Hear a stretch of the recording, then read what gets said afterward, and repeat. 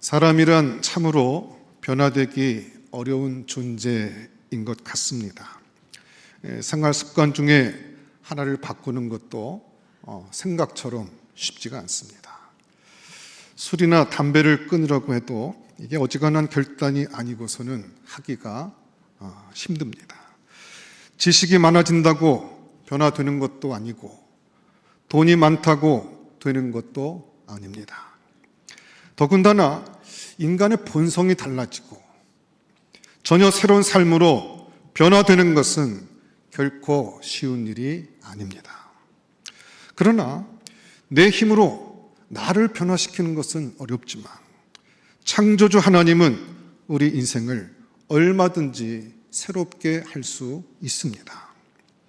아무리 악한 사람이라 할지라도 하나님을 만나기만 하면 변화될 수 있습니다.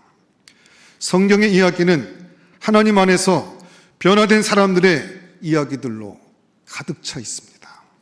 우리가 알다시피 야곱이라고 하는 인생은 인간적인 면에서 보면 절망적인 인간입니다.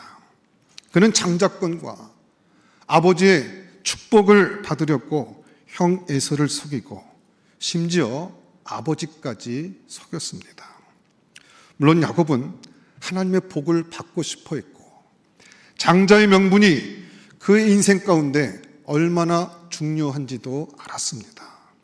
그의 내면에는 선한 마음도 분명 있었을 것입니다.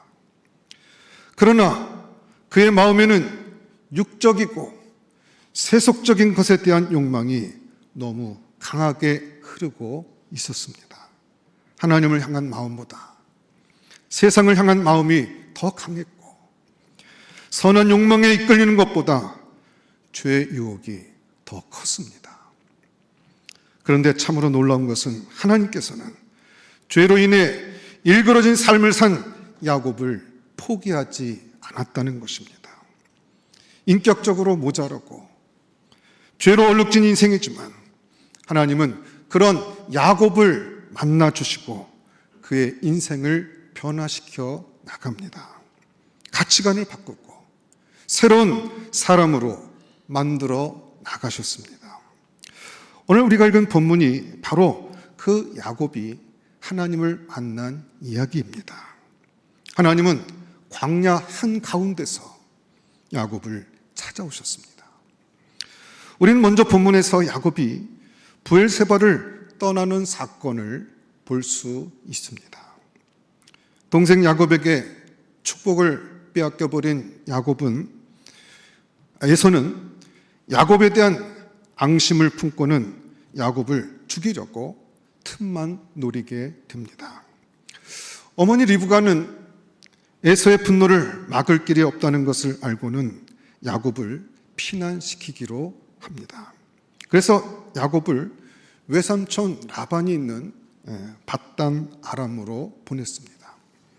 본문 10절에 보면 야곱이 브엘세바를 떠나 하란으로 향하여 가더니 라고 말합니다.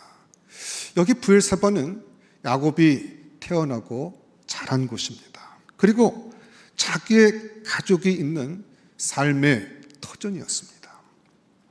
그런데 그가 그곳을 떠나 그가 생소한 땅, 낯선 사람들이 살고 있는 하란을 향해 가야 했습니다. 하란은 브엘사바에서 800km나 떨어진 곳입니다. 원주에서 부산까지 직선거리로 265km, 도로 주행은 320km라고 합니다. 그러니까 원주에서 부산까지 왕복하고도 한 번 더 갈 수 있는 거리입니다. 야곱이 주전 2006년 사람이니까 지금으로부터 4000년 전에 800km를 여행해야 했습니다. 그것도 다른 동행자가 없이 홀로 가야 하는 여정이었습니다. 우리가 알다시피 야곱은 늘 장막에서 어머니를 돕던 사람입니다. 들사람 에서와는 달리 마마보이적인 성향이 있는 야곱이었습니다. 그런 야곱이 가족을 떠나서 그렇게 멀리 가는 것, 그 자체가 그에게는 두려움이었을 것입니다.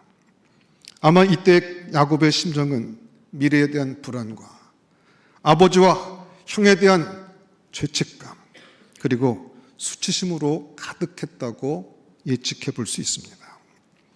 그런 불안한 마음으로 길을 가던 야곱이 한 곳에 이르러 해가 지게 되고 그곳에서 잠을 자게 되었습니다.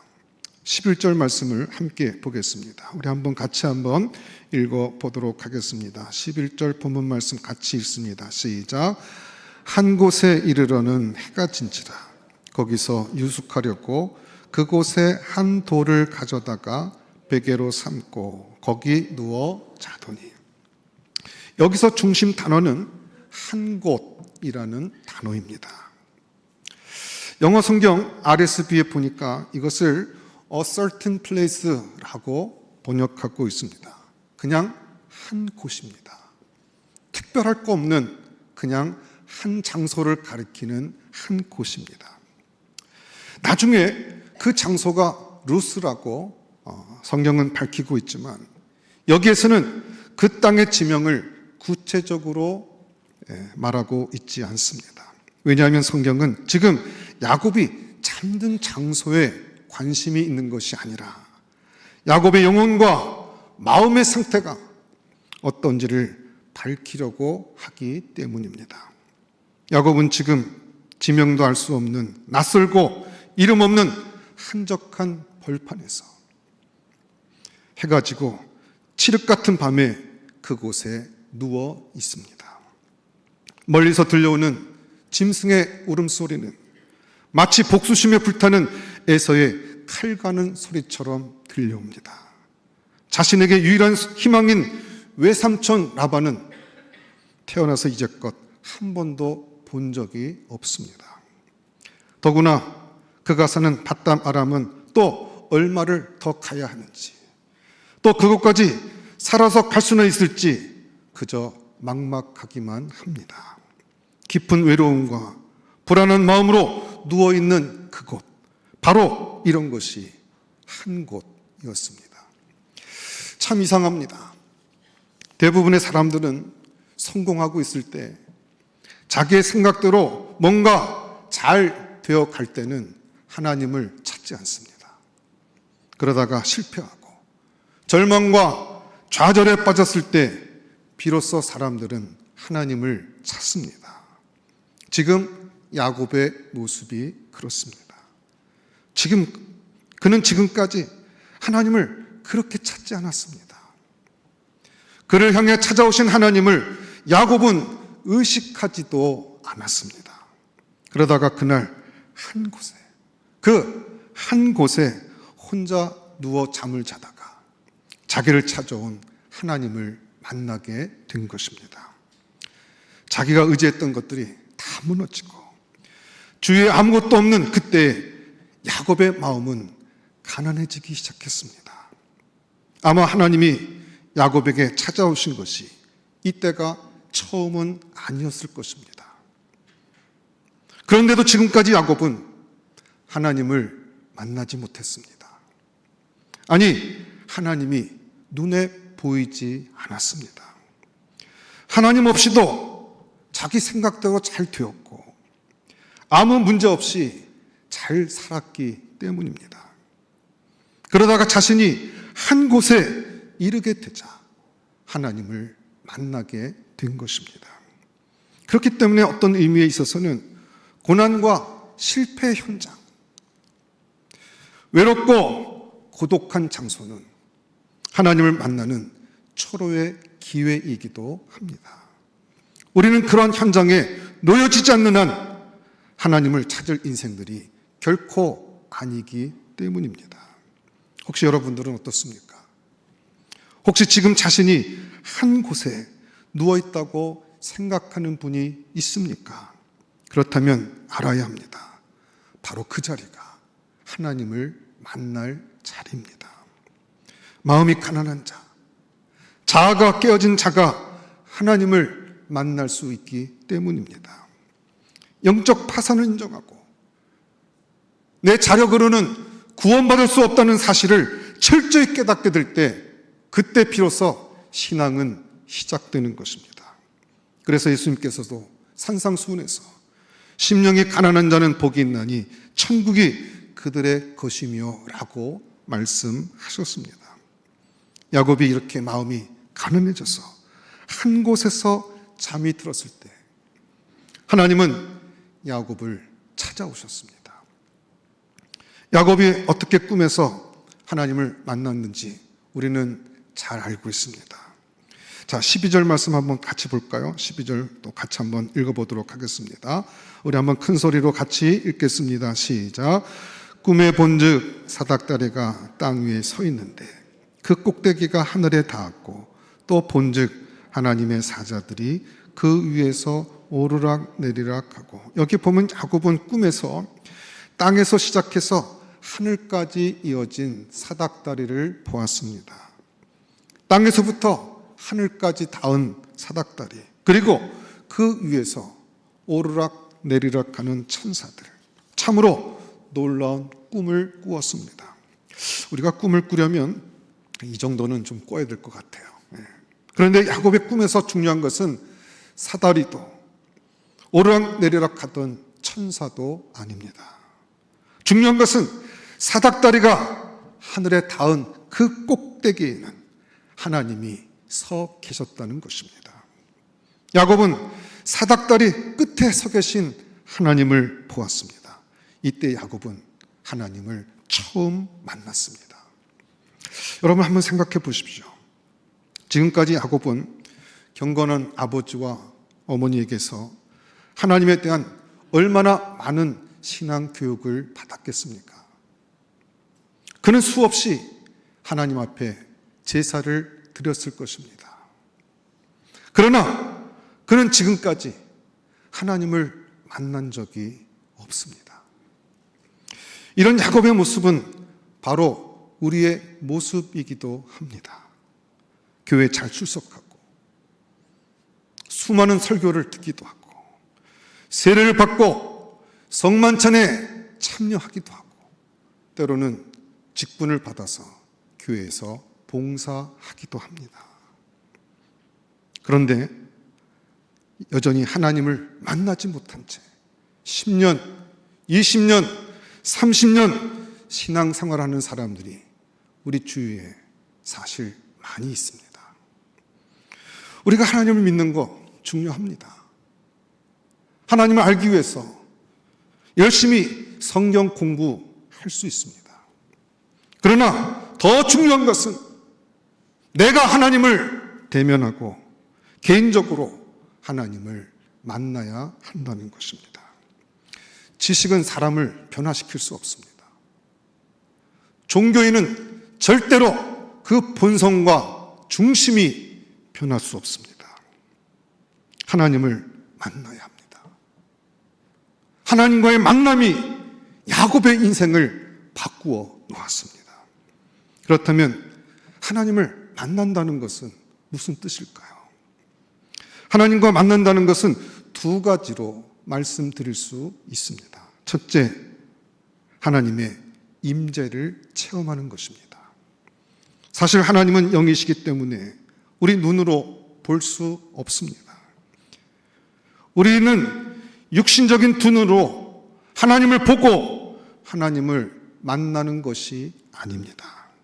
하나님을 만나는 것이란 하나님의 임재, 하나님의 현존을 체험하는 것입니다. 우리는 야곱의 고백에서 이 사실을 알 수 있습니다. 본문 16절에 보면 야곱은 잠을 깨고 난 다음에 이렇게 고백합니다. 자, 16절 말씀도 같이 한번 읽어보겠습니다. 본문 16절 같이 읽겠습니다. 시작. 야곱이 잠이 깨어 이르되 여호와께서 과연 여기 계시거늘 내가 알지 못하였도다. 영어 성경 NIV를 보니까 이렇게 말합니다. Surely the Lord is in this place. 진짜 하나님께서 바로 이 자리에 계심을 나는 믿습니다. 이 자리에, 이 시각에 하나님께서 나와 함께 하신다는 것을 확신하게 되었다는 것입니다. 이것은 야곱에게 있어서는 혁명적인 깨달음이었습니다. 자신이 누워있던 바로 거기에 하나님께서 임재해 계신다는 것을 그가 알게 되었다는 것입니다. 하나님을 만나기 전에는 그곳이 그냥 한 곳에 불과했습니다. 그런데 이제는 아닙니다.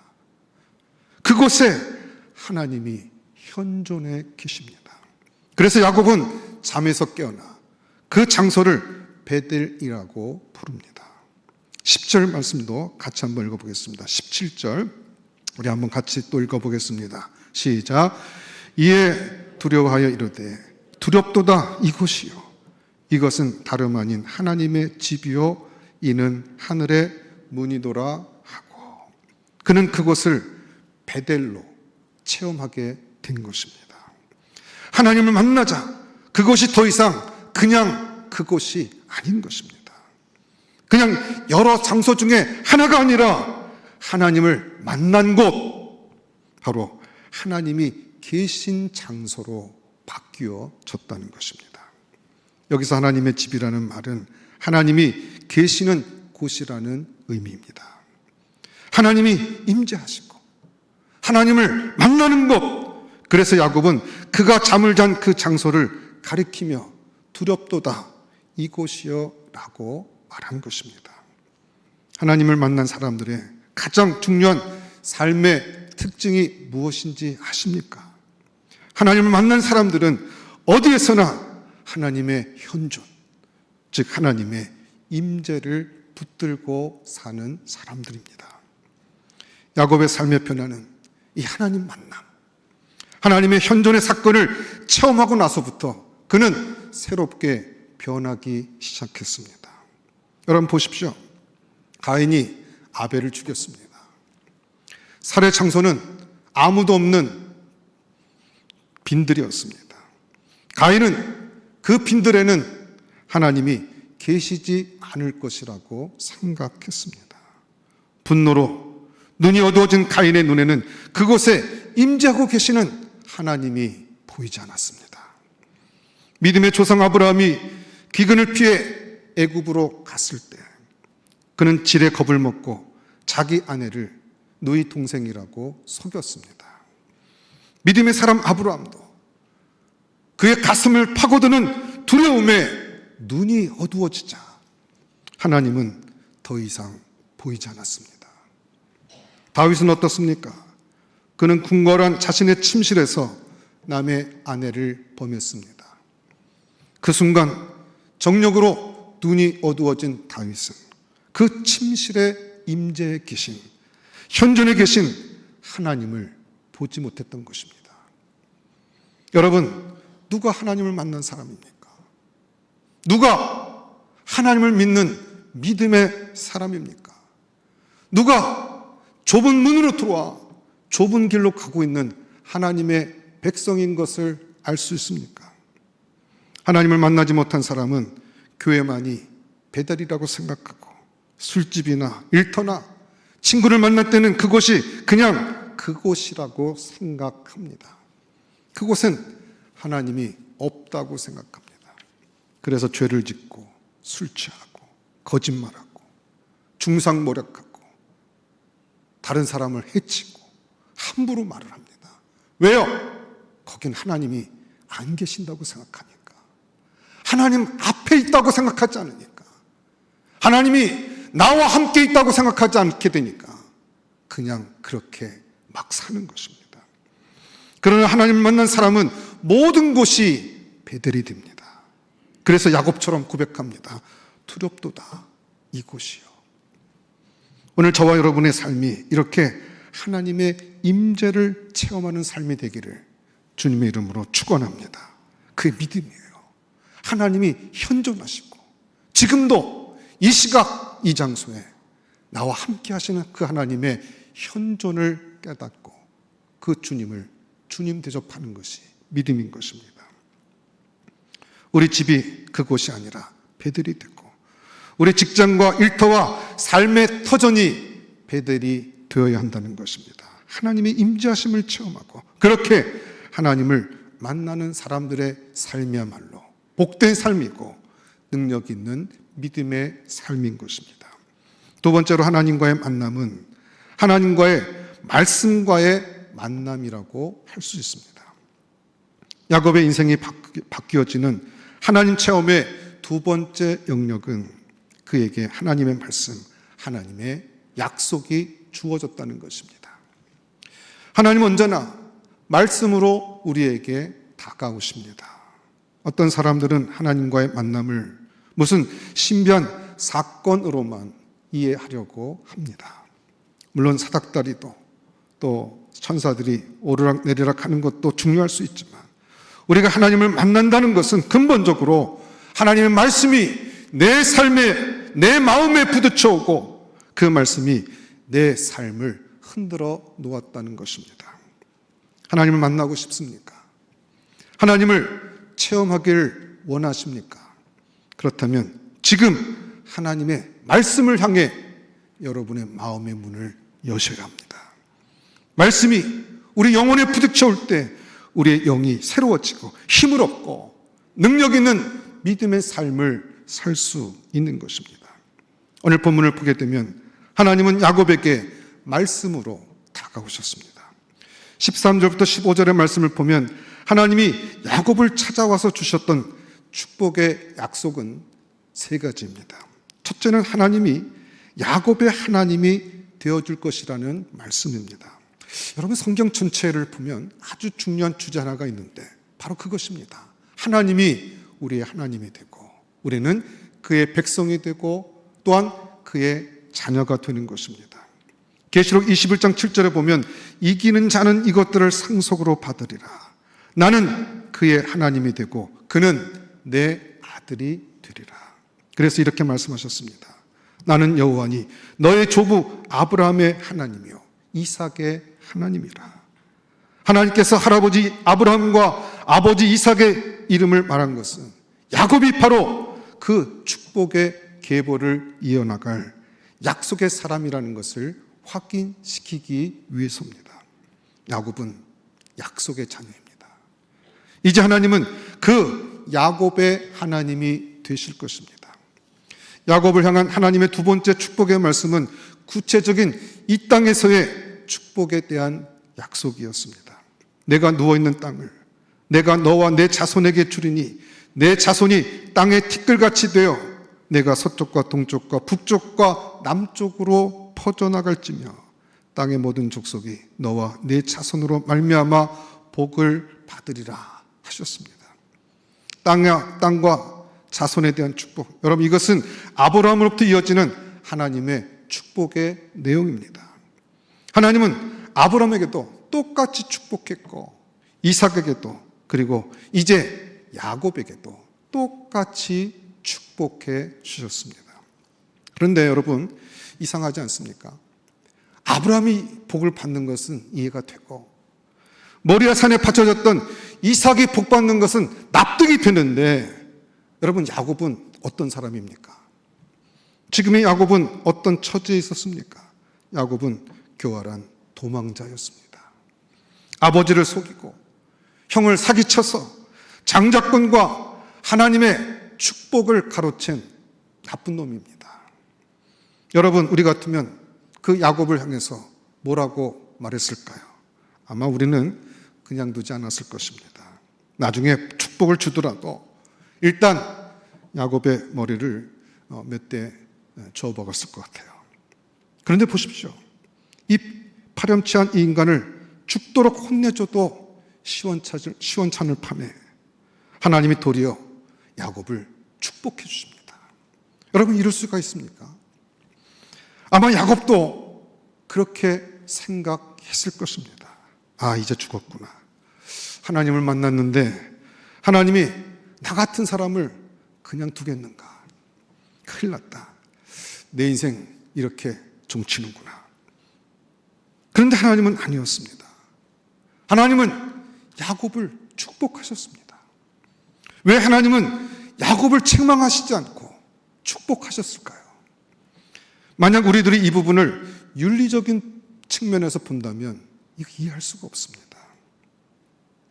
왜 하나님은 야곱을 책망하시지 않고 축복하셨습니까? 하나님은 왜 야곱의 죄를 그냥 눈 감아 주십니까? 왜 야곱의 그 부도덕한 행위에 대해서 왜 하나님은 침묵하고 계십니까? 하나님은 야곱을 책망하시는 대신 그를 격려하고 축복하셨습니다. 왜 그럴까요? 혹시 여러분들은 사람을 바꾸려면 책망보다 격려가 훨씬 더 효과적이라는 사실을 알고 계십니까?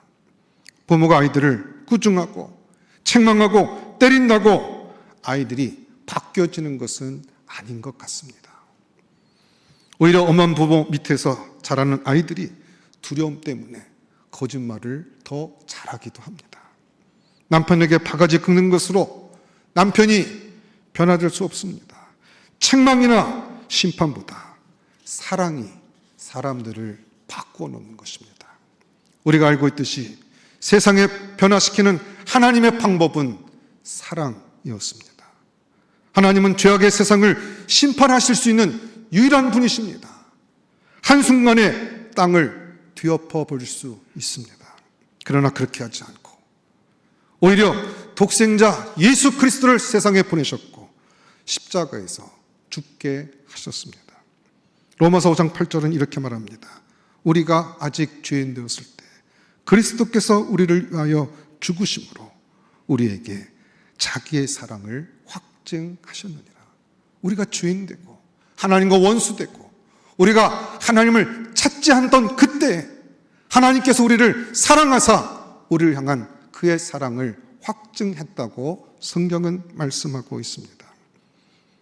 하나님은 이런 방법으로 야곱에게 다가가신 것입니다.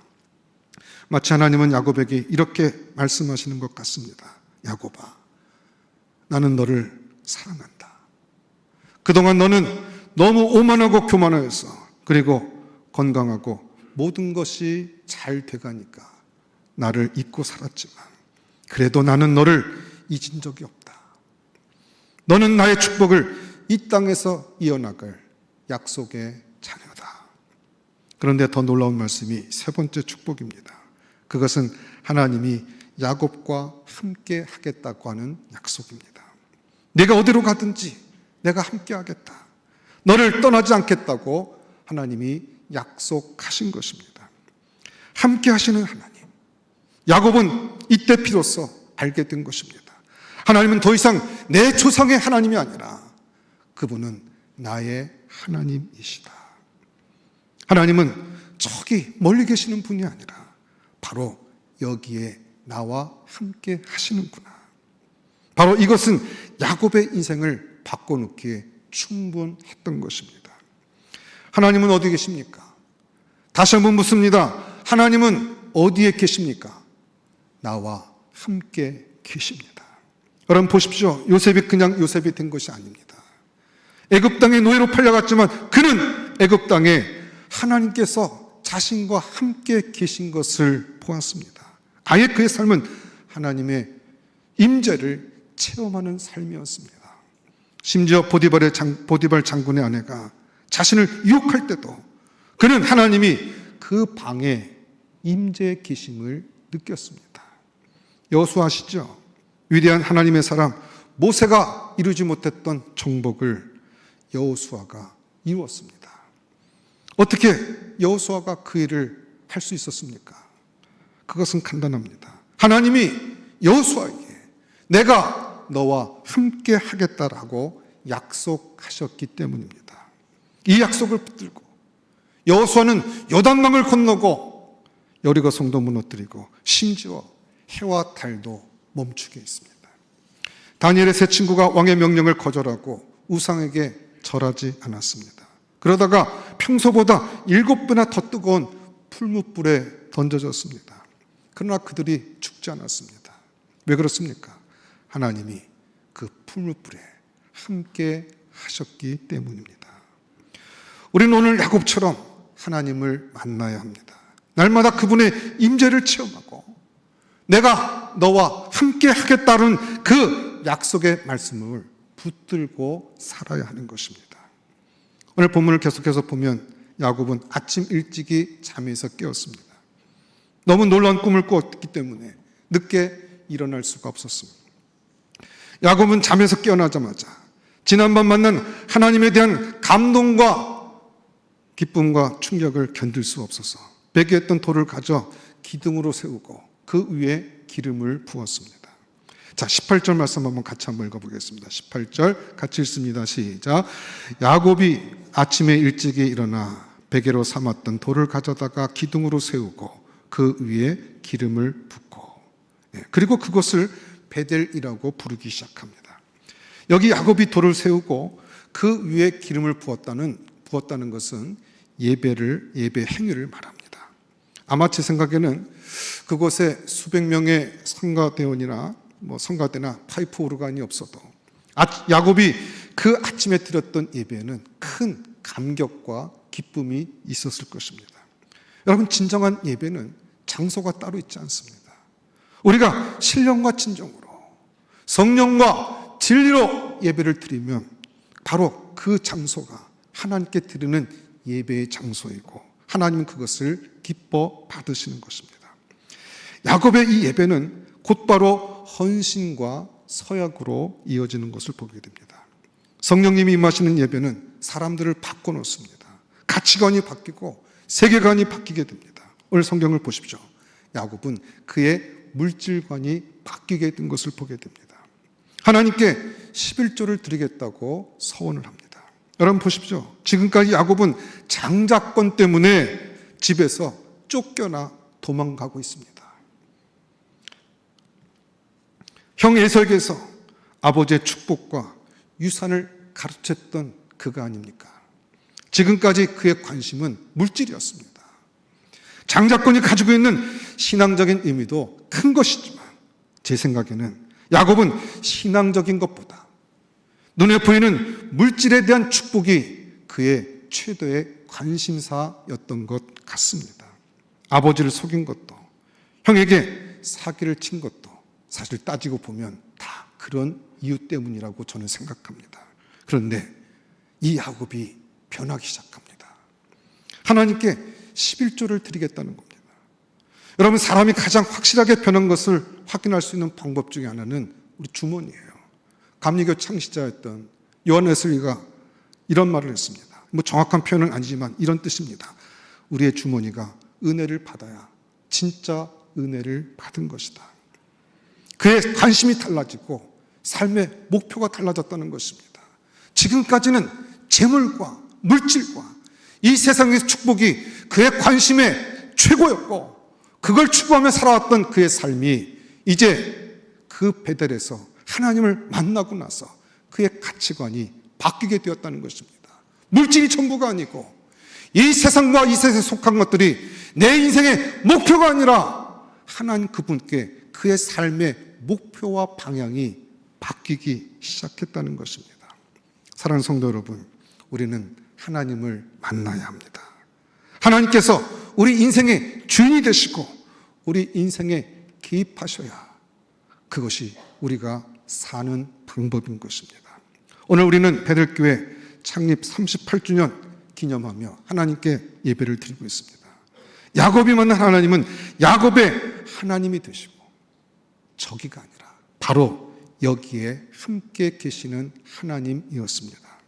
여러분, 우리 교회도 마찬가지입니다.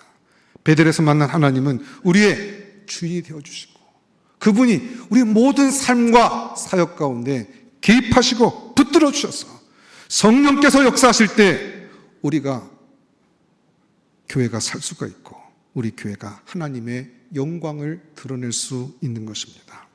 지난 38년 동안 함께 하신 하나님, 지금도 에베네셀의 하나님이 되셔서 우리를 인도해 주셨던 것처럼 앞으로의 모든 우리의 삶과 사역 가운데도 하나님 그분께서 친히 함께 하셔서 저 멀리 계신 하나님이 아니라 지금 이 시각에 여기에 우리와 함께 계신 그 하나님을 인식하고 그 하나님 주신 약속의 말씀을 붙들고 주님께서 끝까지 함께 하시겠다는 그 하나님의 말씀의 열매를 따라 살아가는 우리 베델의 전가족 될 수 있기를 주의 이름으로 축원합니다. 기도하겠습니다. 하나님 감사합니다. 놀라운 주의 축복과 은혜가 멀리 계신 하나님이 아니라 지금 이곳에 우리와 함께 하신 하나님, 과연 여호와께서 여기 계셨다는 것을 깨닫지 못했던 불충과 불신앙의 신앙을 회개하고 지금 우리와 함께 하신 그 하나님을 또 그 하나님의 임재를 누리고 경험하고 자랑하며 살아가는 복된 믿음의 종들 다 되게 하여 주시옵소서. 모든 것 감사하고 예수님 이름으로 기도드렸사옵나이다. 아멘.